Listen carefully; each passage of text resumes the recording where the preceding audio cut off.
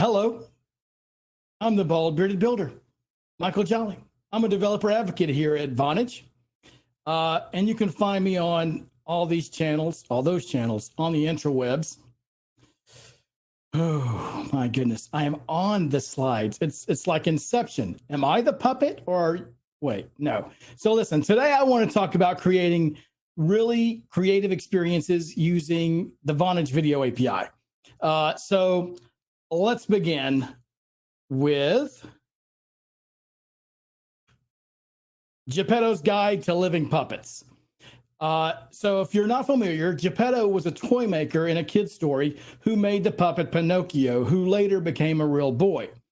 This is not a true story. Don't get your hopes up. The puppet is going to stay a puppet today. I'm not that good. But before I get too far into the puppet stuff, let's talk about communication on the web, because it's really changed over the years. Text communication is notoriously bad for communicating tone and sentiment. You don't believe me? Check out this phrase over here. This sentence can be read several different ways. You send this to your friend, and they're going to read it either as, "You want another piece of cake?" or "You want another piece of cake?" Same sentence, one will gain you a friend, one will cost you a friend. There's no way to read that and know what tone the speaker has. So let's talk about where it all started. Back in the 90s, there was Alice. Alice was dialed up to the internet. She was chatting with her friends, and then it happened. The two keystrokes that will forever live in internet infamy. : parentheses. Alice had found a way to express her happiness. She and her friends quickly started creating these short codes for expressing their emotions, and soon emojis were born. And now we can't imagine life without them. We use emoticons and animojis. We use them almost every day. But now the future is here, and we can use machine learning and AI to start moving even further. We've seen some demos today using sentiment analysis. That was really cool with Ben earlier, doing it in Ruby. Sometimes it's based on text. Sometimes it's based on facial recognition. But what if we could manipulate physical objects based on those same systems? You know where this is going. Let's build a puppet to mimic us. Okay, we will become the puppet masters. So first up is designing how this project's going to work. We're going to have two parts here, okay? There's the device part that sits with the puppet to control things, and then there's the web part, because I don't want to have to push buttons. I just want to look in my browser, use my webcam, and when I blink, he blinks. And when I smile or open my mouth, he opens his mouth. I don't want to do any work here.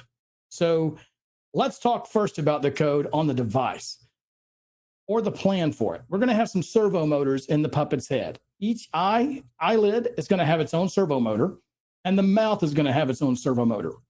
That is 3 for those counting at home.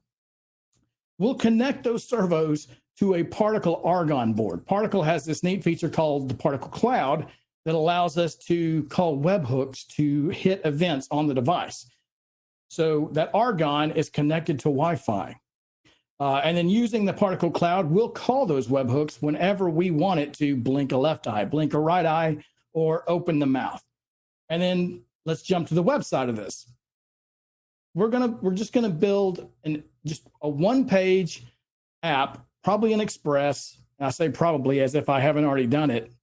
And then we'll use the Vonage Video API to capture our camera and set up just a solo session like chat room, but with just us.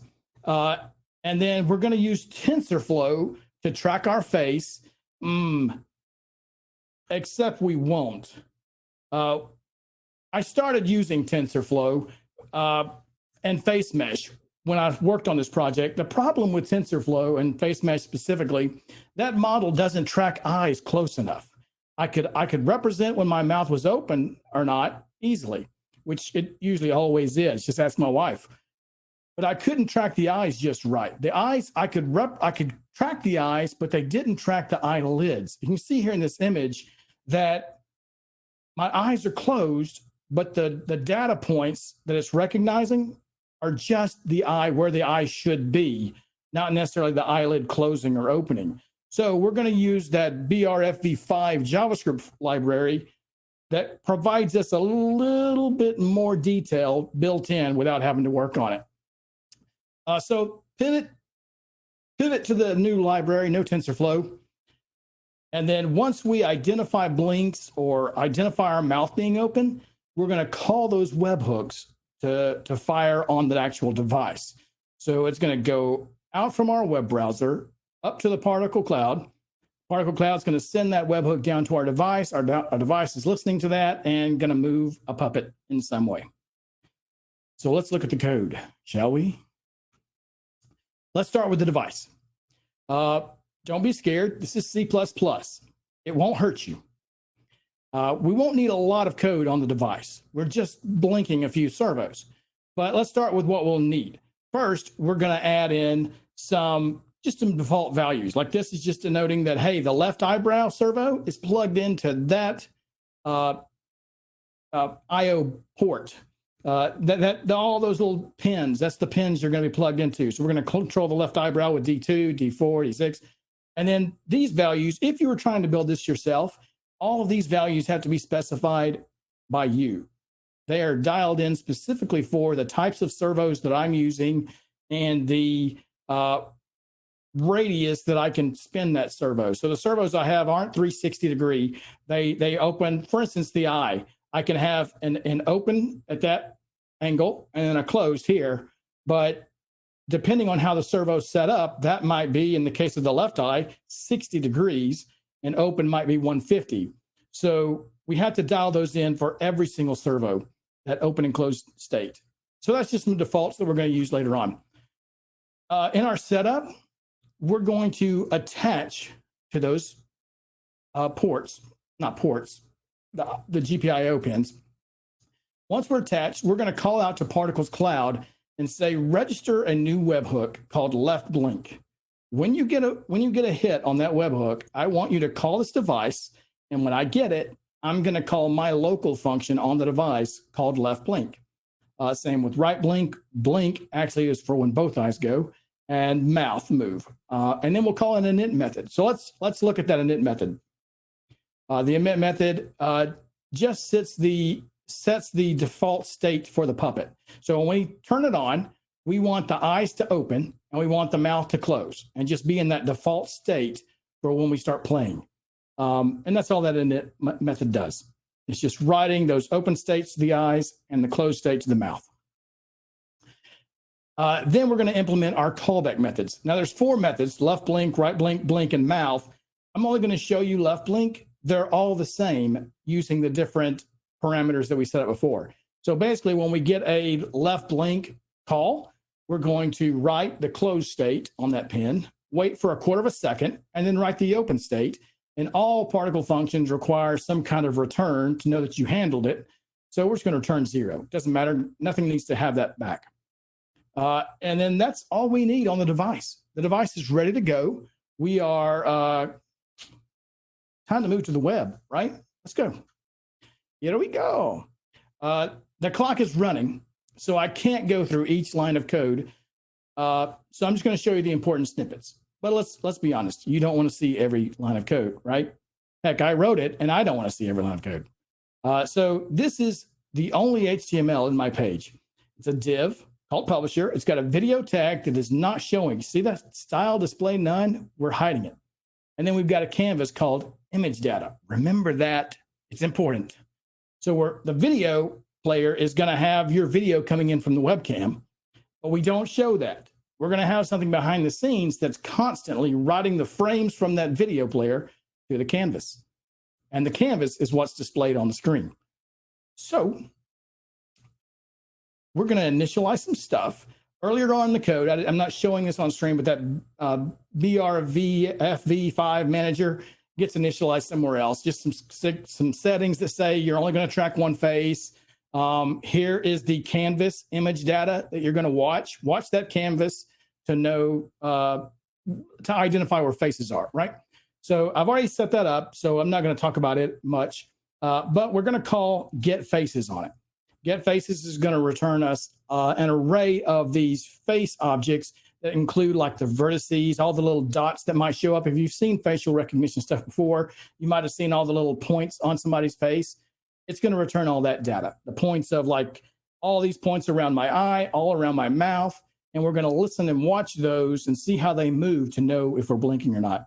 So when we get all those, for each of them, we're going to draw a little, that's light blue, by the way, a little circle on every one of those dots that we found, okay?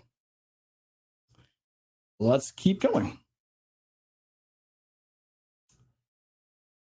We're specifically only watching the eyes and the mouth. So when I get face, I'm getting a lot of points. The circle of my face, the eyes, the mouth, all kinds of stuff, cheeks.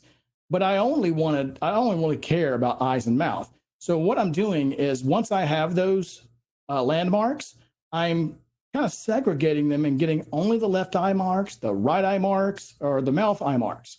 Mouth eye marks.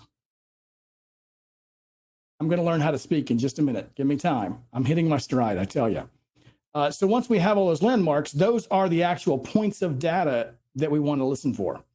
And we can move on to detect blinks. Now, I created this detect blink function that takes in eye landmarks. Now, in this case, we have landmarks for left eye and right eye. So what that means is we're going to call this method twice, once for each. And then we also keep, you'll notice we're just passing in all the little areas around the eye. And then we're passing in this eyelid distances. That's an array that we're storing distances we've recorded for each eye. So this is just they're constant arrays. They're always going to contain the last 13 distances we've registered for each eye. That way we know when you've opened your eye back up and, you know, closed it back down, or to know the difference that you blinked, or in this frame, is this still the previous blink or is this a new blink? That sort of thing. So once we get those points, we're going to call detect blinks with those points. And then, ooh, math. Disgusting. But in our case, it's pretty important. One of the ways we're going to identify if the eye has blinked is to see how far apart the top and bottom of the eyelids are from each other. But the problem with just doing that is it fluctuates based on how close or far away from the camera you are. If you are really close to the camera, then your eyelids by default will be further apart. If you get further away, they get closer together. So I don't want to register a blink back here. So the way I'm doing that is registering the distance between my outside of my eye and the inside of my eye, and using that as a factor in determining what the width, the height of that opening should be. And that gives us an eyelid distance. An eyelid distance is the number that we're going to use to determine if you've blinked or not later on. We're going to push that into that array. That eyelid distances, if we were doing this for the left eye, that's the distances for the left eye. We'll push it in, and then if we've got 13 in the array or more than 13, we'll shift out the first one. So we always shift out the oldest one, and then we just keep adding to it every time we tick over. Why 13? Because if you didn't know this already, blinks are fast. So we have to look at almost frame by frame to know when you're blinking or not. And we can't just look at one frame. We have to look at, it actually calculates to 0.433 seconds of data to know whether you're blinking in that moment or not. Once we shift it out, we've got that eyelid distance. We're going to start going through all those 13 distances that we've got. We'll divide those into 3 different segments. We got segment 0, 1, and 2 because we like zero-based indexes. And you'll notice the segmented, like we start with the front of the array at 0 and capture in a few, then you capture in 5 through 8, then you capture in 10 through 13. We're dropping some in the middle, but that's okay. We just want we just only want like 3 distances in each grouping, and then we're going to divide them by 3 so that we have the round distance at the beginning of tracking, the middle of tracking, and at the end of tracking. Once we have those, then we can math, go. This calculation basically compares the differences on those last 13 recorded distances. It's doing some we've got actually like the rounded values of the beginning, middle, and end. It's just ensuring that the distance that it began and ended with are very close, and that the eye is reopening or not. And if all is well there, we're going to return true. All that to say, the eyes are pretty close together, and we've seen a change over this span of time, so blink it. Now let's detect the mouth. It's a little different. In the case of the mouth, this is actually a detect mouth method, detect open mouth method. In its case, we don't just pass in the mouth landmarks. We need to pass in the face vertices. Same kind of reasoning. We're actually going to grab just the upper lip and the inner lip here and find their location, and then find the distance between them. So it's that 62 point and that 66 is basically the top and bottom of your mouth. And based on the distance between that, we're going to send that out and that return mouth open. We're not returning back a true or false as we did with detect blink. We're just going to return back a factor that lets us know how open is it, how close or far are they away. And then we'll have to dial that in a little bit to know which one we're going to do. So when we call that method there, detect open mouth, we're passing in the vertices, we're getting out that factor. In my case, with the camera that I'm using and the way I'm tracking, this is a number that would fluctuate based on what kind of servos you're using, what kind of camera you're using, how high definition it is. My factor was 2. So if you're above 2, then I can register that pretty safely that my mouth is open. Now, if you ask my wife, she would just say, put if true there, because your mouth is always open. But I like to live in denial, so I put a little if statement. Now that we can define like when a blink is occurring on the left or right eye and the mouth is opening, we need to actually call those webhooks. Remember those webhooks we talked about? Particle is just waiting for us to send them. So I created this little send webhook method. It just does a fetch, a post. I didn't put the whole URL that it's calling. You can find that with Particle's documentation, but the important part is that endpoint at the end. Because what we're going to do is send a post to that URL, and the endpoint will be actually what we want it to do. We named those functions left blink, right blink, mouth. So we're going to call them just like that. And that's going to send a post up to Particle. Particle is going to get that. It's going to send it back down to the device and fire off. Finally, I love to build fun stuff, but I like for people to see my fun stuff. It's no fun if it's just me. So here I'm going to create a Vonage Video API session. And I'm not going to publish my video, my webcam. Instead, I'm going to publish that little image data over there. See that? That's that canvas we defined early on in the HTML. We're going to tell the publisher, hey, listen, I want you to grab just frame by frame, capture the stream off that canvas. Now, if you'll remember, we copied the video from the video player to the canvas, but then later on, we added dots around the face for every one of those points. Now, some of the code that I didn't show you says, hey, all those dots are going to be like a light blue. But when you detect a blink or when you see a mouth open, don't just call that webhook. Change the dots around that eye or the mouth to be white dots. That just gives me a visual representation on the player that, hey, it clearly detected my mouth was open because the dots around my mouth are white now, okay? And then we're rendering that back, and now anybody can join and watch that video feed. In fact, spoiler alert, this entire scene, everything I'm doing here is rendered through the Vonage Video API. This is a session on the Vonage Video API that I am just serving up and watching in OBS and streaming back out. It's magic. I should have had a sound effect there. So I know what you're thinking. I've just melted your brain with all this code. Trust me, I wrote it. It melted my brain. There's so much of it. Fear not. We're done with that mean old JavaScript. You're safe. You're okay. You came out on the other end. It didn't hurt you much. And now it's time to play with our creation. Are you ready? Welcome, my friend Io, to the stage. Hello, Io. Io is the name of my puppet. He's actually on the other side of a green screen behind me. That's my fancy shelf. You can appreciate. Thank you. I built that myself. I appreciate the compliments that I give myself, apparently. So he's sitting back there. I think he's turned on. That would have been a really big mistake for me to start this talk and not turn him on to begin with. But let's see how it goes. So he's turned on. It just so happens that I have a browser open in my Vonage Video API session, and I've added a button that says Start Tracking. Now, what do you think that would do? Start tracking my face. Every time I open my mouth, he wants to talk.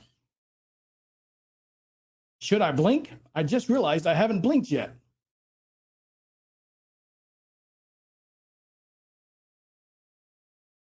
This is getting a little too weird. I may start showing up to all my meetings like this. Just him. And just like that, we're controlling him. This is actually going out live. So I'm in a Vonage Video API session. When I move my mouth, which is pretty much all the time, his mouth is open. That's why he's just stuck there. He's like, shut up, please, please.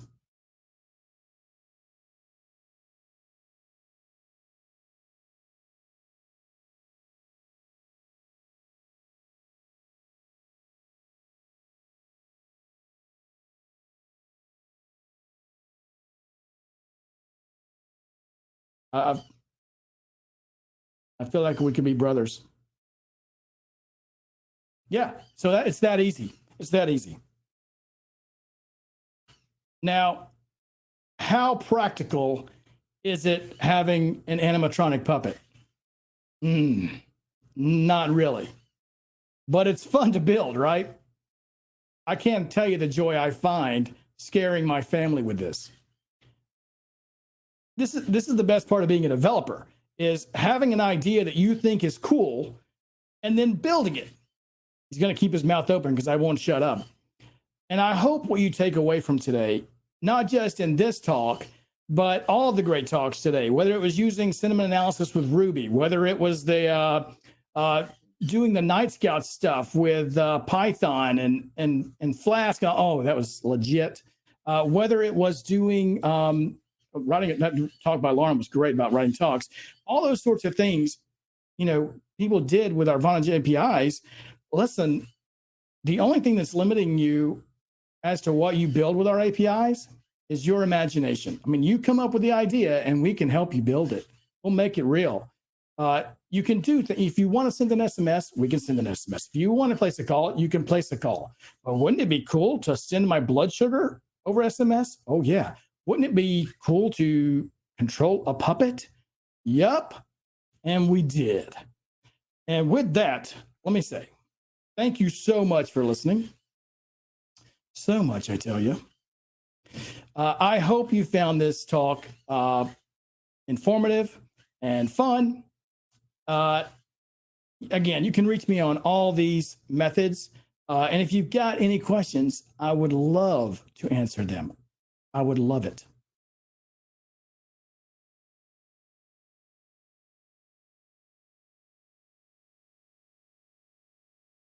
Breaker 19. Come in, Diana. Wow. Hello, Michael. I loved your talk. My heart was pumping. Your heart was pumping. His heart was, oh, no, wait, that's not right. He's not real, Michael. He's not real. Wow, this this was exciting.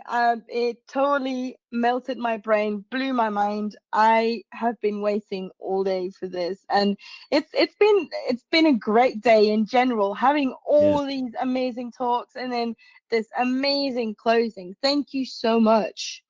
Oh, We it's a have blast. some questions. I have, well, And I was going to say I have some answers, but I have some attempts.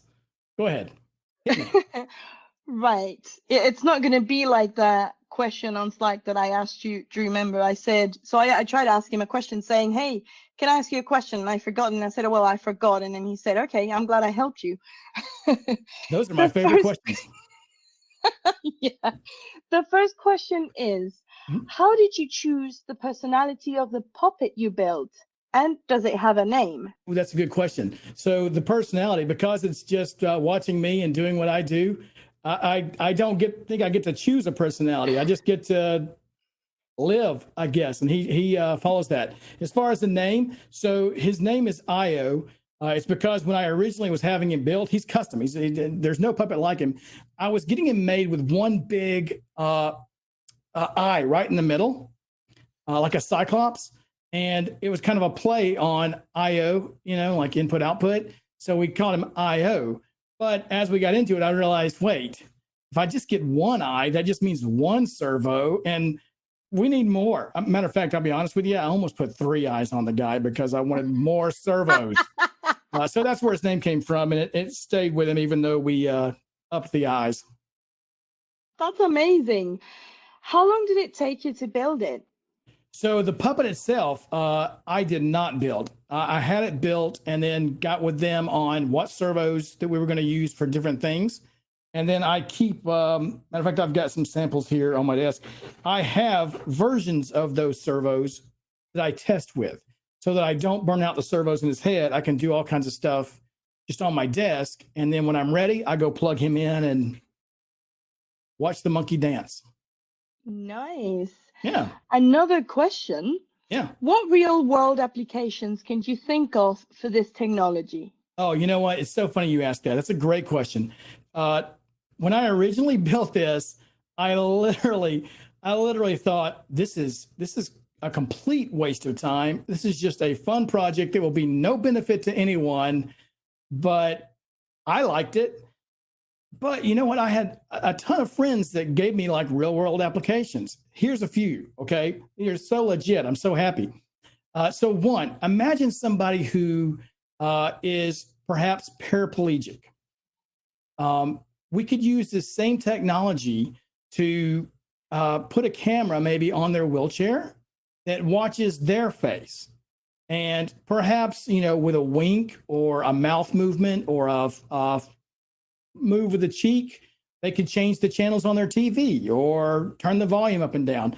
That sounds like something kind of trivial, but for someone in that situation, just even having a little bit of control over something means a lot. So that was a really cool use case. Another one was, if you think about like the Fukushima reactor, right? Now in this case, I'm using facial recognition. You wouldn't necessarily need that part for this, but people still can't and won't be for a long time able to go into that reactor. They're sending robots, right? And right now, those robots are being controlled by joysticks or perhaps some iPads and that sort of thing.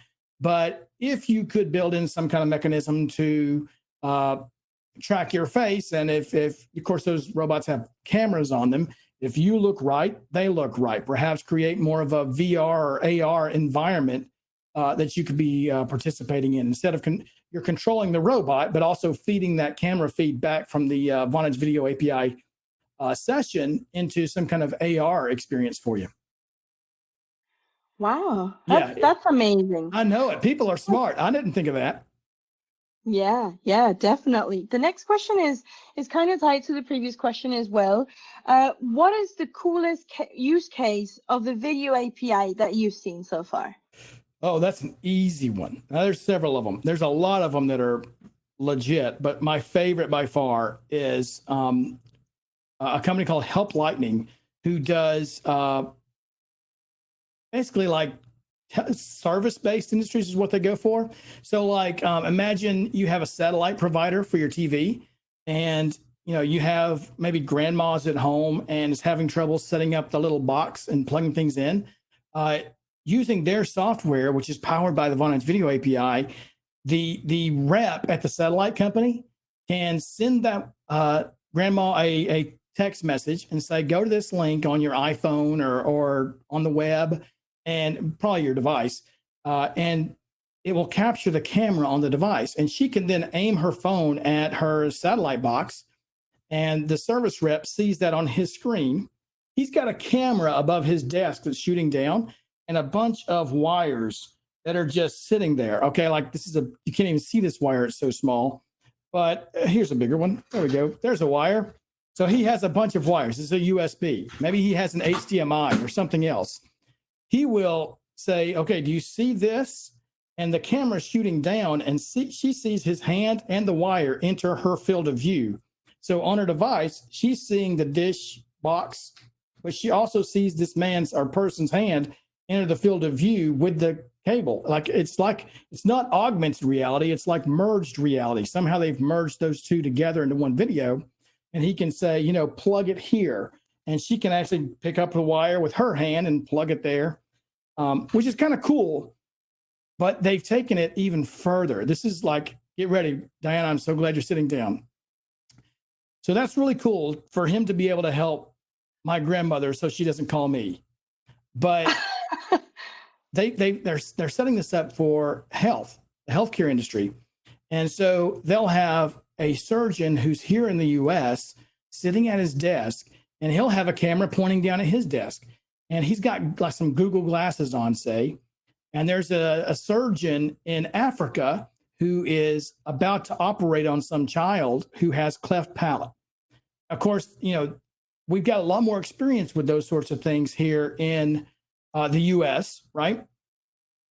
So the doctor here puts on his Google glasses. The surgeon in Africa has the same Google glasses on. He looks down at the child, and the doctor here can see the child on his desk.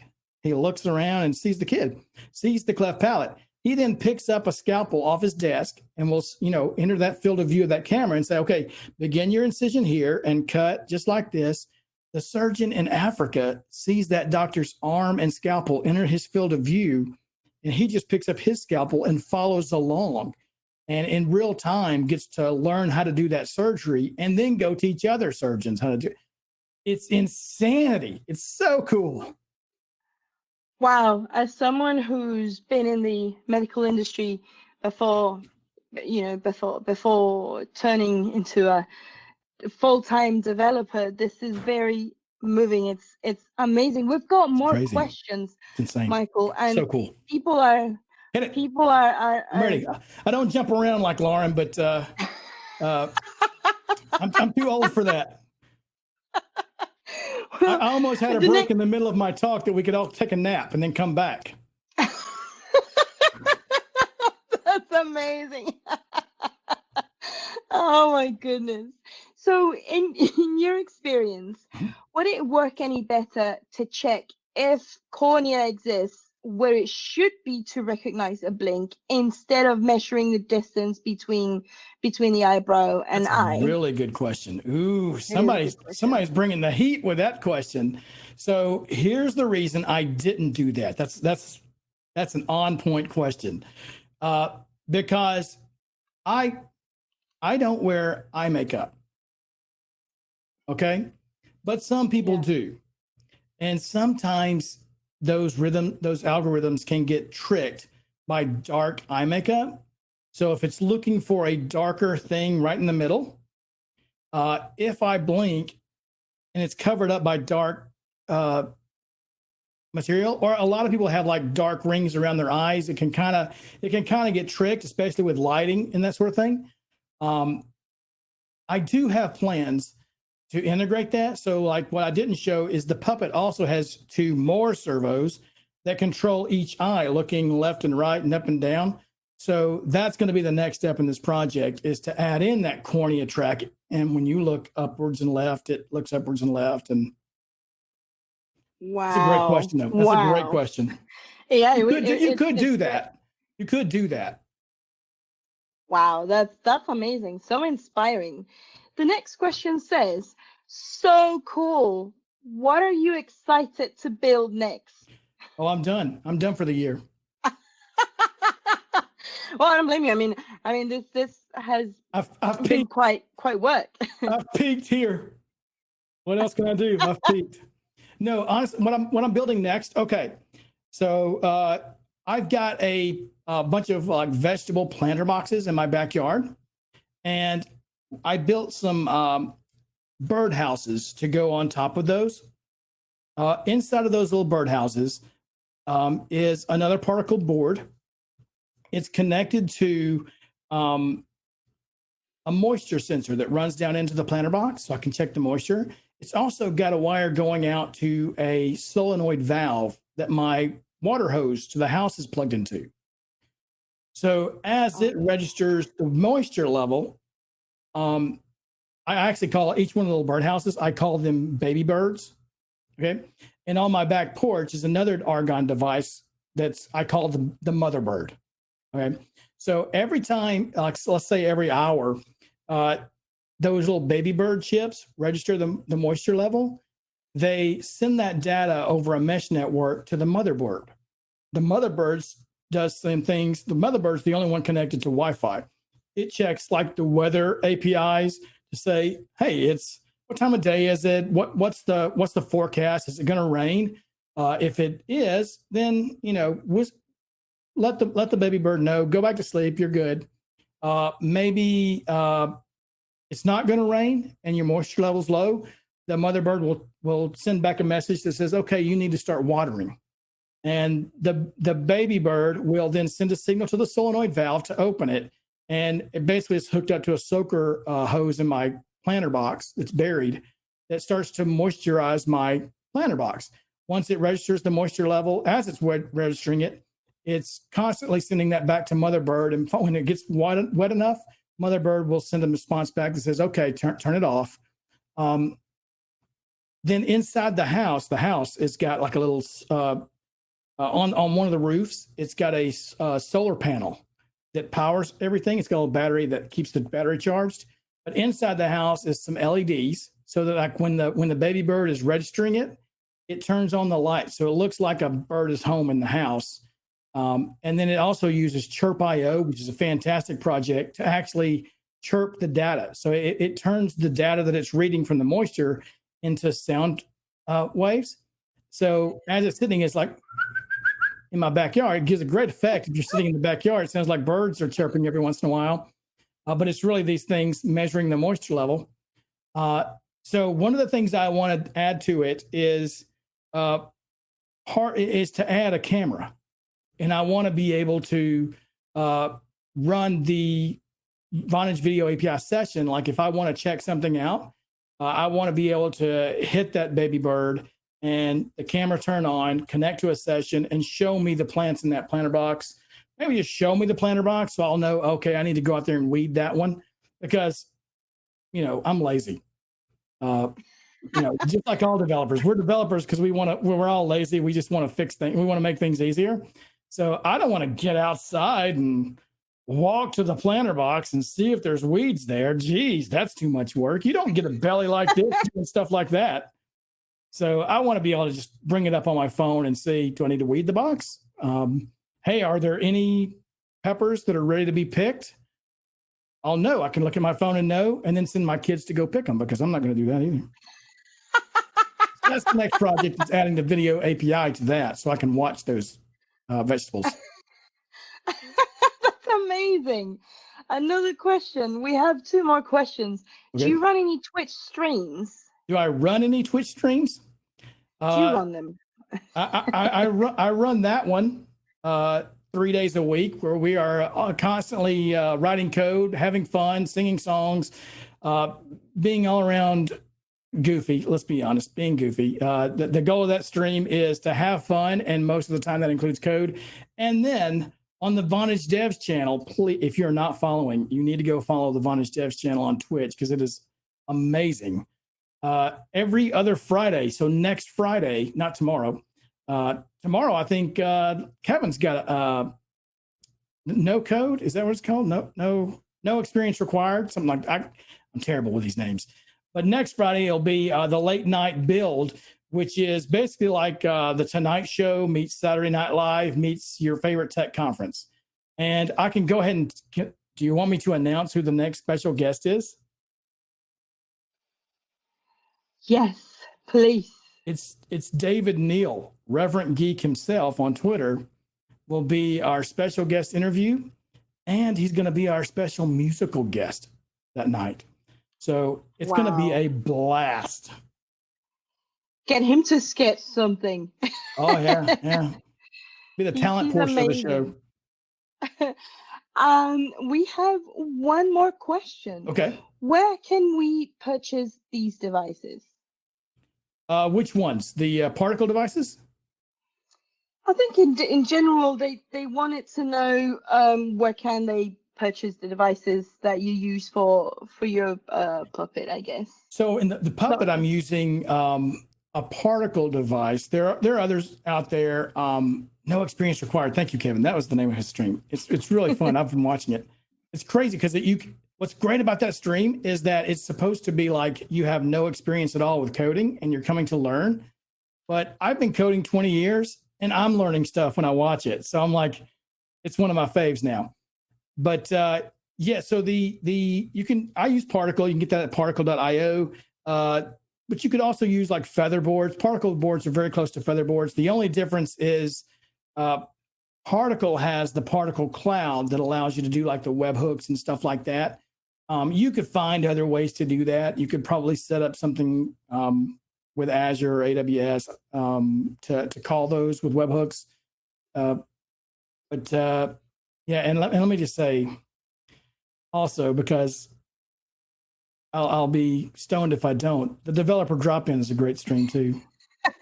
It is actually one of my favorites too. It's mine too. Yeah, it really is. It really is. There's I hate to say any of them because they're all so good. I mean, like is it low code? I think is the one that Julia does, where she does the no red she was talking about today. That low code hour. Low code hour. Yeah. Thank you, Kevin. Yeah, it's legit. I love that thing. It's like playing with Legos to me. It's my kids are getting on board with Node-RED, and Sketch is very similar, I think. Is it Sketch? I don't remember. I don't remember. Can't keep up with the newfangled toys these kids are playing with. Scratch. I always say Sketch. I always say Sketch. I always say it. And Paul corrected me. Paul's corrected me on that like once a week for the last month, I think. It's been the little routine between you two, right? That's bonding. It's our Laurel and Hardy routine, you know. Thank you so much, Michael. It was a pleasure to have you on stage. I really enjoyed it. And I'm sure everyone else did.